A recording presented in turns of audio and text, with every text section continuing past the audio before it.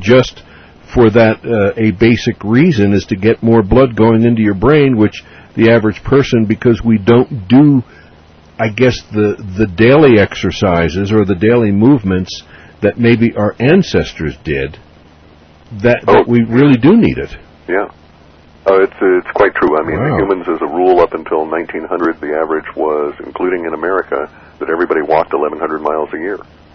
So no wonder we were thin, could eat vast quantities of horses and cows at every meal and never really get sick as a result. We had things like rickets and other deficiency diseases, but those conditioned diseases that are killing us off now did not exist. Interesting, huh? Coincidentally, if you go in and you read some of the Taoist literature, they say if you can get to the point at any age of being able to do the headstands appropriately and can do it for 3 hours a day, you will return to, and then they describe an age where conditions were perhaps different, and they say you'll extend your lifespan to what it ought to be, you know, and they use flowery language to say you'll live forever, but basically they're talking about living a robust 120 plus years. But to stand on your head for 3 hours a day, number one, who has the time? I don't. There is that, certainly. And you have to know how to do it. I mean, it's not like you just... Yeah, because too many people over the years have really hurt the vertebrae in their neck. Oh, and if you've never done it before and you're up over in your 30s, you could kill yourself with strokes. Absolutely. I mean, you shouldn't go into this without really knowing what you're doing. Yeah. I was fortunate and started yoga at a very young age, so I do get up and do headstands, and it's not a problem for me. Yeah. I don't do 3 hours because, again, as you point out, who has the time? Right, yeah. And obviously it works on you because, look, I mean, in all seriousness, you're a very bright guy with fantastic ideas, where I feel like some bump on a log where I hope nobody comes along and chops off the bump, you know? Well, I wish you wouldn't put it that way. It is true I've got a certain amount of energy, correct. Yeah.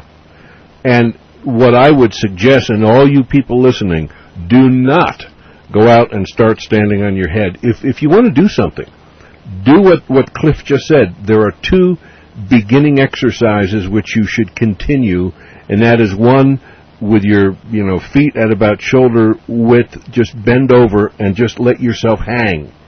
And also, if you need to, put your hands on the ground or a pillow or whatever. Yeah, because I can't reach the ground right now doing that. You wouldn't want to be pitching forward if you were a little unsure. No, you don't want to. And then also sit on your butt with your legs together straight out and just bend forward.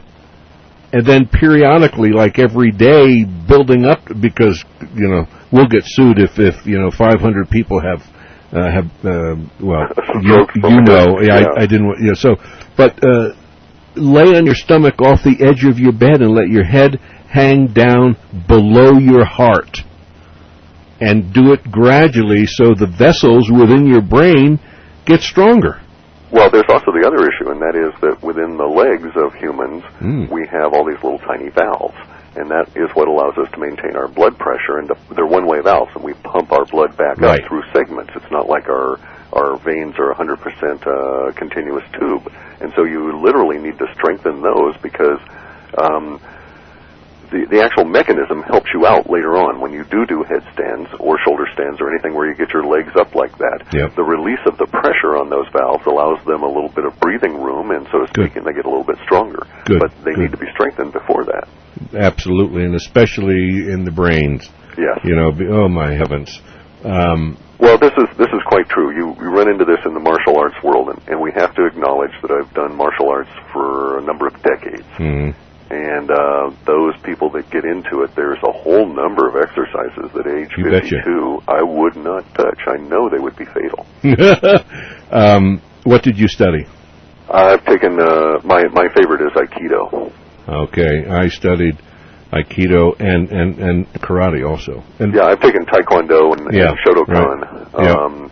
Now I'm moving into some of the more esoteric forms of Wushu and Kung Fu, some of the internal styles where I can do them in the few minutes I have between computer programs. I was very, very lucky. Of course, this is kind of a diversion from what we're supposed to be talking about, but I was very lucky. Back in 62 or 63, I was living in New York City, and I saw an article about a guy who came over from Korea. IBM brought him over here, and they put him through Columbia University, and he was, studying, and because he was very, very bright, and he was at a bar one night, and a lot of the members of the Columbia University football team were there, and they had been drinking, and they started to make fun of him because he didn't speak English very well, and he didn't want to get in trouble, but 5 of the guys started to mess around with him, and he put 4 in the hospital, and 1 he hurt.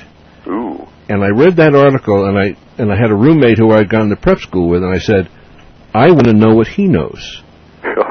Well, his name was Richard Chun, and he was the world champion in Aikido.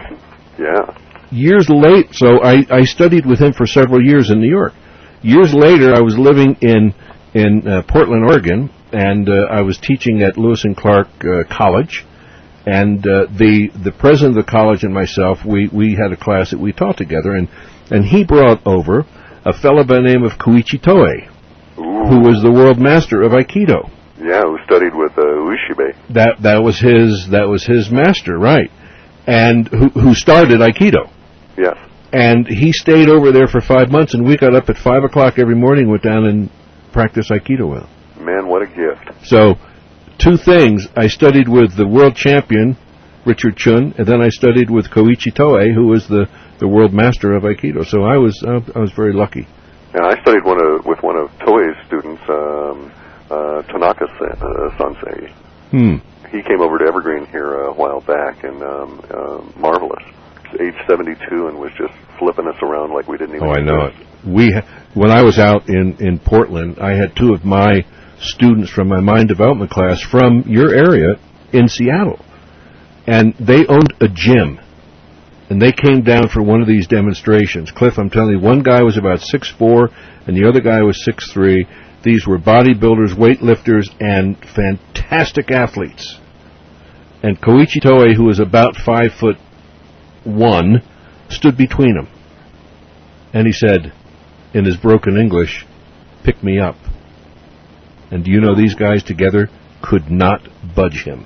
Ooh, I love those exercises. Oh, my goodness gracious. Now, interesting, because here we are, we're getting into an area which truly does fit in with everything we've been talking about tonight, and that is the power of the mind, the direction of energy. Years later, I put together a program that I teach the mental aspect of golf. And a lot of my techniques that I teach to pro golfers primarily, but other golfers too, is stuff I learned from Koichi Toei in Aikido. And one is that energy follows thought. Yes. And I'll never forget the old guy who I affectionately call him. I saw him give a demonstration with 5 people trying to fight him, and he was flipping them in the air, and he never touched them. It's incredible. True master like that, yes. So, and I've been uke and nage in both situations, and being flipped like that by someone who really knows what they're doing. You're charging full bore. Yes. If it was done wrong, you would hurt yourself, and yet here they are. They sort of like this little fellow, 4 foot nothing, lifts you up in the air. You don't even feel them touching you at all. That's right. Yeah. And if it's only the year-long training that prevents you from smashing into the wall and injuring yourself, but they were ever so delicate in flinging you those 19 feet across the room. Unbelievable. Now, let's kind of gear this back, Cliff, to the runs that you have done and are doing. Yes. What does it say about the future development of humanity, where we're going, what we are going to be able to do? Because this stuff that we're talking about, the martial arts, has been around for hundreds of years, if not over thousands of years. Yeah. Where and what does it say about humanity's potential? Maybe not where we are or where we will be, but at least what our potential is. Well, if we go back again to the Sanskrit, they say once you reach a certain point in terms of the number of humans that are dipping out of that bucket, you get this crescendo event. And their description of the crescendo event in many ways could certainly be applied to the times we find ourselves in. And one of the things that some of the Sanskrit literature alludes to is that in this time of where you have the same number of humans as you have the brain cells in a single human, or about 10 billion, we're going to get to the point where literally a new form of consciousness will evolve, simply because we have enough humans available. And that one of the little problems for the gray guys is that they were told by their masters to get us up to that point, allow the transition to occur, and then sort of clean up the mess afterwards kind of thing, right? But they've been fiddling with it and causing stress and so on, so that we never quite get to the crescendo event in the way that we should be getting there. Because imagine a situation where our whole planet with 10 billion people, and what if we had all gone to your form of mind training schools, or if we'd all done Aikido, or we're all doing yoga, or whatever it was that fit for all of us, and we weren't, burning our